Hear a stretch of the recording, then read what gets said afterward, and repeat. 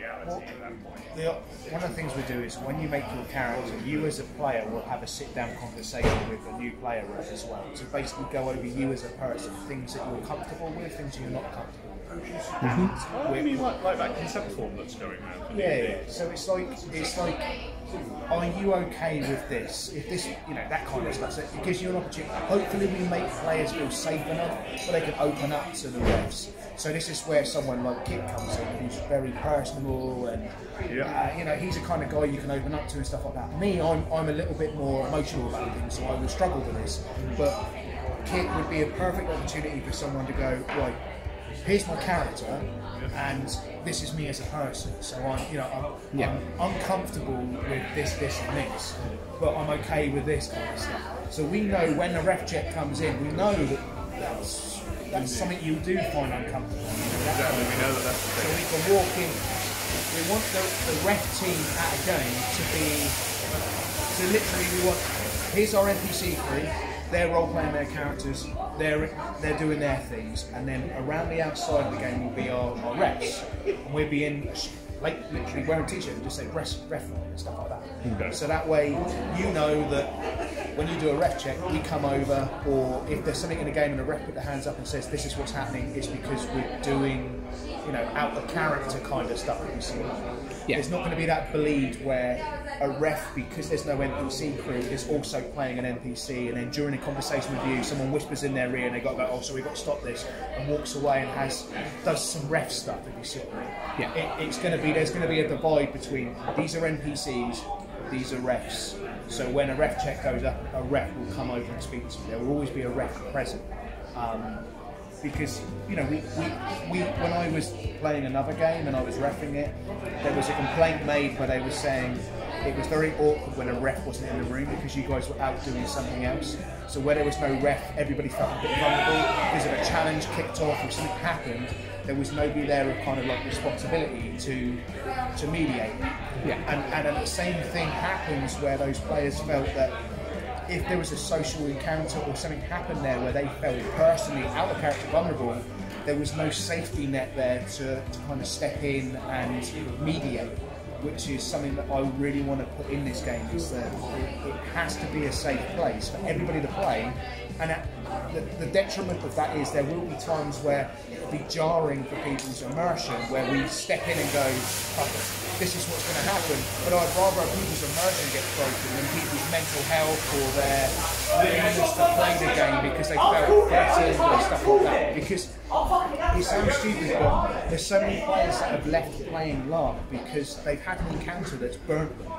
Where if somebody was there to step in and help them, they would have been fine, and they would have, like I don't want to say guardian angel or anything stupid like that, but just someone to step there and say, honestly, mate, what's going on? Tell me, talk to me about it. Don't worry about what's going on around you. Just talk to me now. Brilliant. No worries.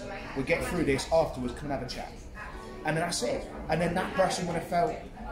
He wouldn't have left the game going, I can't do this anymore, or anything like that. I used to remember when buying a neon blue drink when there was a party in my stomach. Now, this is fucking monstrous. That was being assaulted by E-numbers, isn't it? Oh, man.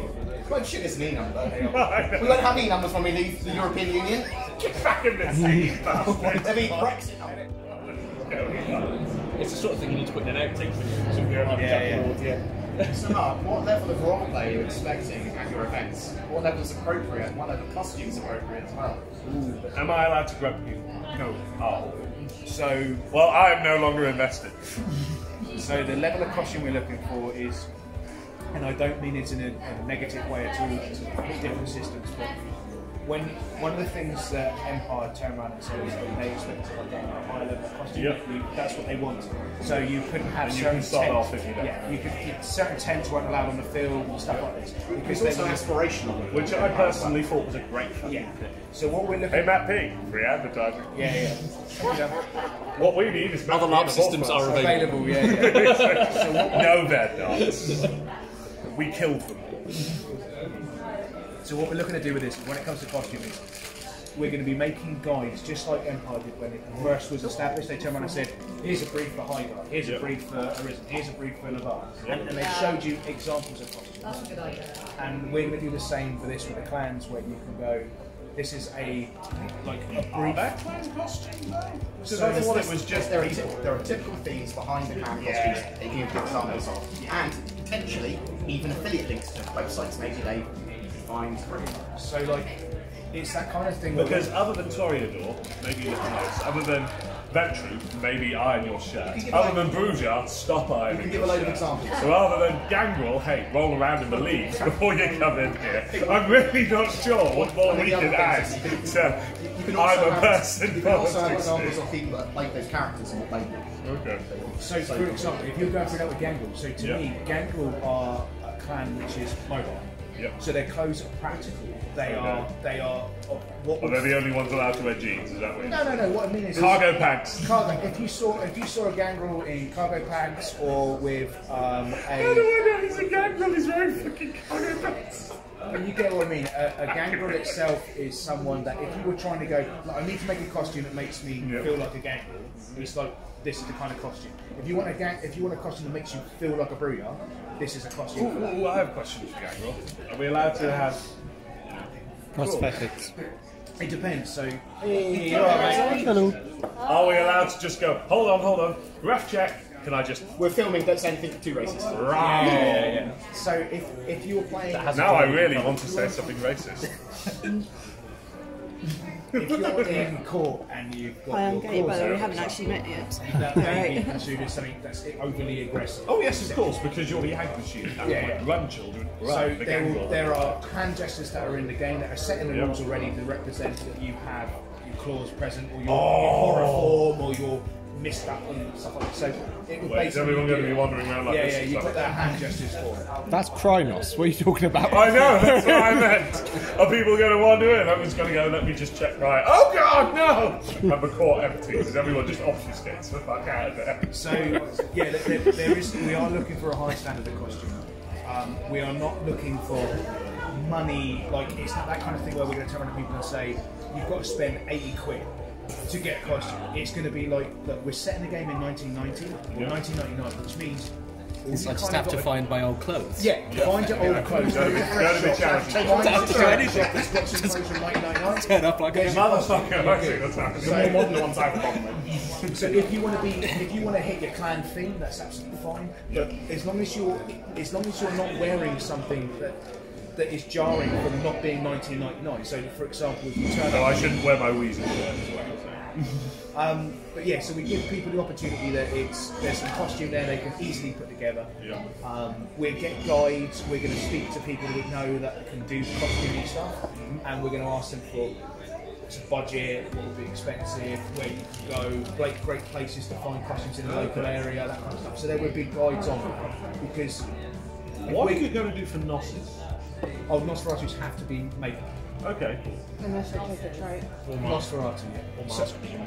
So at court, a Nosferatu has to appear in Are we going their to normal are we form. going to see They a can lot then of do the China hand Express gesture to make them Nosferatu say that masks? actually I'm here as something else, not the reverse. So Whiting up will only be Nosferatu half at a disadvantage yeah. because they have to wear a lot of makeup. I love again. whiting up. It's my But favourite. I love whiting they up. get a bonus in that the Edit that Nosferatu out. one which is outside of the game. Other plans like Shrek next stuff like that would be different. from It's other plans. appropriate. I'm taking it back. All vampires will be expected to be paled up. So if you're playing the game, you will be expected to pale yourself up. But if you take the merit, I think it's I knew when we the call it wind baby went face, and you had it's a not white baby face, it's handlebar. something else. I think you'd make an amazing Masquerade or wizard. something. It means you appear more human, which means if you take that merit, you don't have to use any makeup. So the idea is that a Nosferatu is supposed to be ugly, so you play ugly. A vampire is dead, you're supposed to be paler than a normal person, which means you make up and you look pale. But there are things you can buy for normal vampires, that is, that can mitigate it. So you just take like the baby face thing, and you don't have to wear the makeup. If I was unsure about my costume, could I take a photo of it and send it into the house? 100%. So before you turn up to a game, you'll have every new player to the game will speak to the new player rep, and they basically that rep will talk through costume, your character sheet, your character background. You'll get it'll be a meeting like this, like sat at a table, have a coffee or over Facebook or cups of coffee, guys. yeah. It'd be an actual one-to-one chat, which the whole point of that is so you can feel more An energy drink. relaxed being around them. But yeah, so yeah, at that point you can say, hey, this is the costume I want to wear, and then we can go, yeah, it's really good. So like 90s appropriate drinks. before I started None of playing Wasteland, WKD. Wasn't around. I had a one-to-one with Bugs, one of the refs there, and she basically said, this is the costume we're going to wear, this is the characters we're going to play, and we had a one-to-one chat, and it was fantastic because before I turned up the game, I was really at ease. I knew a ref, I didn't know anybody else there, but I knew the ref, and I talked about my character, and we were very happy and comfortable, and I went, nicest possible way. I'm stealing that because it was the best thing. Because when you go to the large Larps and the other events, you turn up on the field and you don't know, is my costume good enough, is my character work, have I got it right, I don't know. If they've had that interaction. So with the costumes, you're happy to talk through the players, they don't understand exactly what their costume should be, you can have some guides and styles that. What about the level of interaction with players in the roleplay? What's your expectations for roleplay and the actual events? Well, and like as Justin said earlier, can you great people?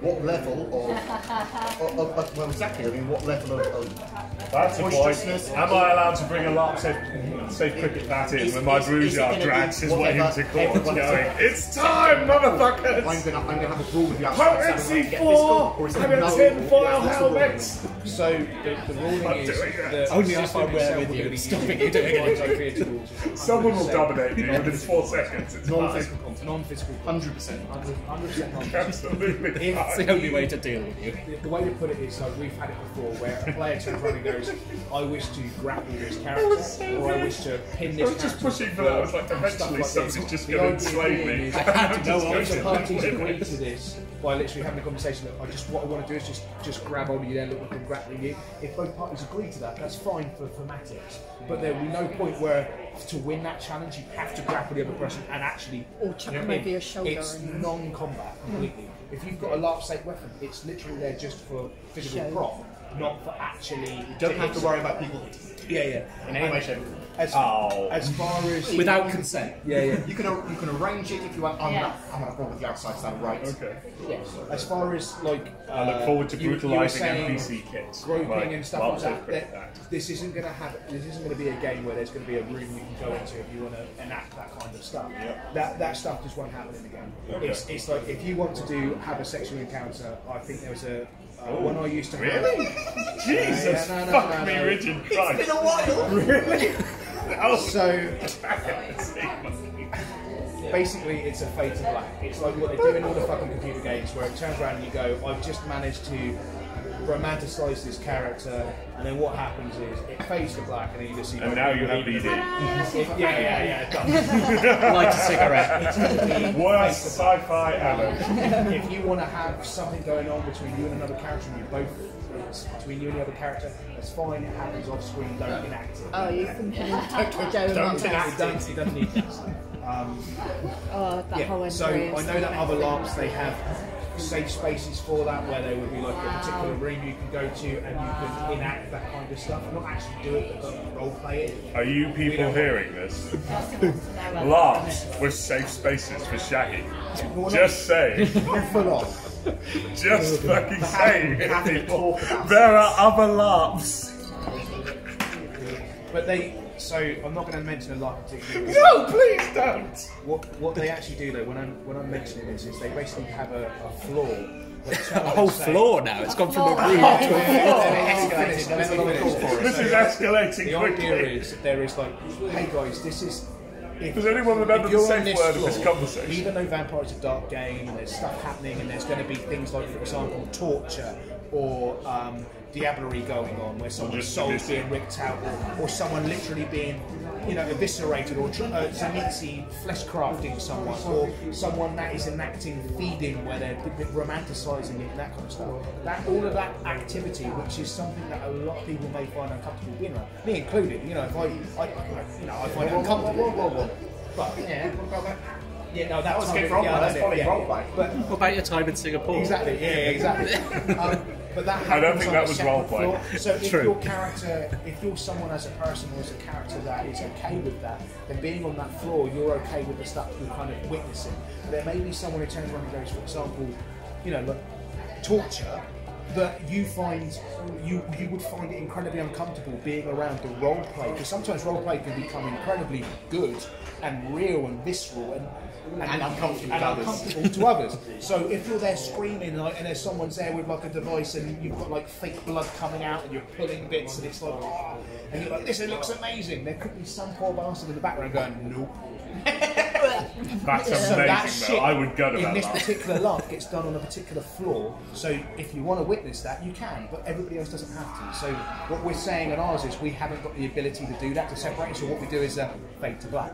But So would you if you had the Sorry, ability? people, there is no sexy running if over we Larps. had the facilities to do it, I think that the Larp, the role play of it is something that people, you know, may want to experience, and that's fine. We can do that in a separate space. But So I think a good example of this is you were there at Cold Horizon when I had my shirt cut off me. Yeah, so I'm not a traditionally attractive man. What? I know, right? No.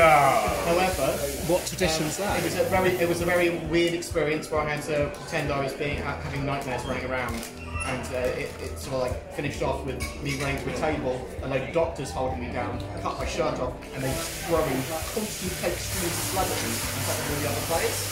Yeah. That was weird for everyone involved, especially me, because I didn't know exactly what was going on. But I was sort of like, yeah, I'm alright with anything. And there's a different level of different players. Some players. So, it'll fade to black. Well, I think there's a different level Well, of we different have players. show up with a card saying fade to black and go, Yeah. on the 3rd of August, on this glorious morn, You wouldn't have to worry about that our happening to your person character here at had any his point. quim shorn. You're not going to be in a situation where anyone's Right. throwing things in your face or whatever. It's not so, unless you are a member of the crew team and you've gone, oh, let's do this scene. Because that sort of stuff I'm assuming might happen in thematics drawing. it'd be one of those things where we want to make sure that if we are going to be doing, let's say, a torture scene, because I've done it before where I've turned around to the player base, we were doing basically a terrorist beheading, and we were turning around to the players and saying, the terrorists have got a load of mortals lined up, one of which you recognise as a vampire, but they're literally going to be killing them one after another until they get to your vampire, you understand. And I said, look, we can do this PG-13, or we can do this adult. And I asked the room, and everybody in the room was okay with the adult, which means at that point I was then very descriptive of how the beheading took place, the screaming, the emotion involved, and all that kind of stuff. But if one player had put their hand up and said, no, I don't feel comfortable with that, then it would have been the fade to black of, you know, a torture scene has taken place, and one of the individuals is Everyone now dead. who's got humanity. Yeah, and that's it. Moving on, next one along. And it shouldn't make people feel uncomfortable. But put their hand up and say, no, I don't feel comfortable with that. And if someone afterwards went, oh, I really want to know what was happening with that torture scene, it's like, well, I can tell you. But I don't feel that there's a need to...